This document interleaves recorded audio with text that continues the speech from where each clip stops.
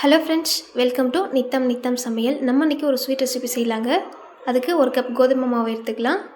இது கூடவே கொஞ்சமாக உப்பு, ஒரு டீஸ்பூன் நெய் சேர்த்துட்டு இதை நல்லா மிக்ஸ் பண்ணிக்கலாங்க. மிக்ஸ் பண்ணிட்ட அப்புறம் கொஞ்சமாக தண்ணி சேர்த்துட்டு இதை சப்பாத்தி மாவு மாதிரி பிசைஞ்சு எடுத்துக்கலாம்.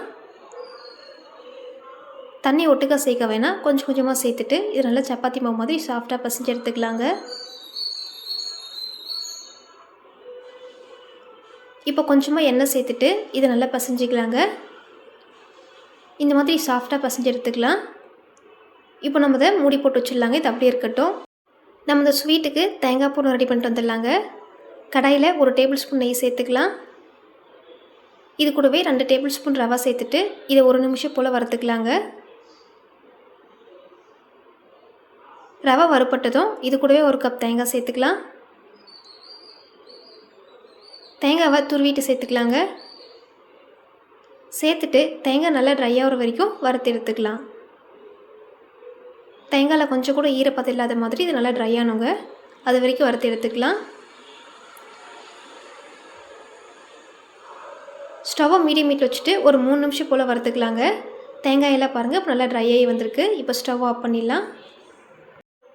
ஸ்டவ் ஆஃப் பண்ணிவிட்டு இது கூடவே 3/4 கப் அளவுக்கு நாட்டு சக்கரை சேர்த்துக்கலாங்க. 1/2 கப் அளவுக்கு வறுத்த வேர்க்கடலை பொடி சேர்த்துக்கலாம். வாசனைக்காக ஏலக்காய் பொடி சேர்த்துட்டு இது நல்லா மிக்ஸ் பண்ணிக்கலாங்க.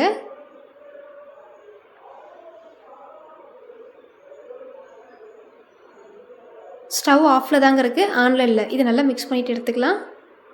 இப்போ பாருங்கள் இந்தளவுக்கு நல்லா மிக்ஸ் ஆகி வந்திருக்கு. இப்போ நம்ம ஸ்வீட் பண்ண ஆரம்பிச்சிடலாங்க. இதுலேருந்து கொஞ்சமாக மாவு எடுத்துக்கலாம்.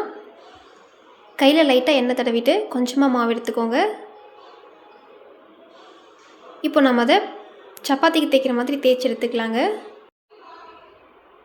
இதை நம்ம ரொம்ப மெலிசாவும் தேய்க்க வேணாம், ரொம்ப தடிமனாகவும் தேய்க்க வேணாம், கொஞ்சம் மீடியமாக தேய்ச்சி எடுத்துக்கலாங்க. இந்த மாதிரி தேய்ச்சிட்டு நம்ம ரெடி பண்ணி வச்ச தேங்காய் போடுறது அதில் சேர்த்துக்கலாம். சேர்த்துட்டு இதை நம்ம மடிச்சிக்கலாங்க.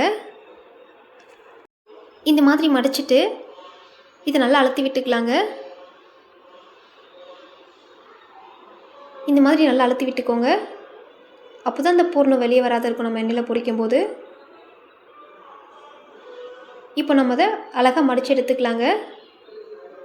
பாருங்கள் இந்த மாதிரி மடிச்சிக்கலாம்.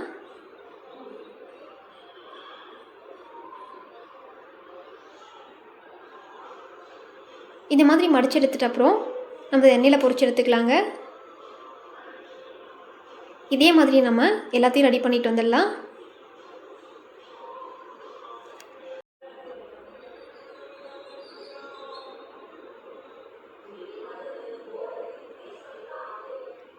நம்ம அதை எண்ணெயில் பொரிக்கிறதுக்கு முன்னாடி இதுக்கு ஒரு சக்கரை பாகு ரெடி பண்ணிக்கலாங்க. கடாயில் 1/2 கப் அளவுக்கு சக்கரை சேர்த்துக்கலாம். இது கூடவே கொஞ்சமாக தண்ணி சேர்த்துட்டு சக்கரை கரையிற வரைக்கும் இதை நல்லா மிக்ஸ் பண்ணி விட்டுக்கலாம்.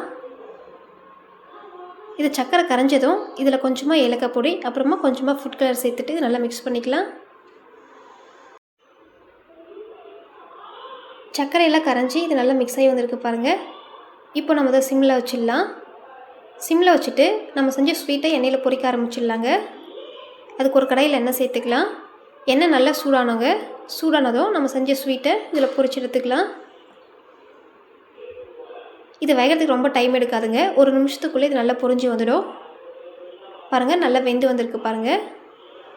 இப்போ நம்ம திருப்பி விட்டுக்கலாம். 2 பக்கமும் திருப்பி விட்டு இதை நல்லா வேக வச்சு எடுத்துக்கலாங்க. இப்போ நம்ம இதை வெளியில் எடுத்துடலாம். இந்த மாதிரி பபிள்ஸ் எல்லாம் அடங்கிட்ட அப்புறம் இதை வெளியில் எடுத்துடுங்க. இப்போ நம்ம அதை சக்கரை பாகில் சேர்த்துக்கலாம். நம்ம சக்கரை பாகில் சேர்க்கறதுக்கு முன்னாடி சக்கரை பாகும் சூடாக இருக்கணுங்க, இந்த ஸ்வீட்டும் சூடாக இருக்கணும். அப்போ தான் இந்த ஸ்வீட்டுக்குள்ளே சக்கரை பாகெல்லாம் நல்லா சேர்ந்து வரும். இப்போ நம்ம அதை வெளியே எடுத்துடலாம். இதோட டேஸ்ட்டும் ரொம்பவே சூப்பராக இருந்துச்சுங்க. நீங்களும் ட்ரை பண்ணி பாருங்கள். இந்த வீடியோ உங்களுக்கு பிடிச்சிருந்தா லைக் அண்ட் சப்ஸ்கிரைப் பண்ணிக்கோங்க. நெக்ஸ்ட் வீடியோவில் பார்க்கலாம்.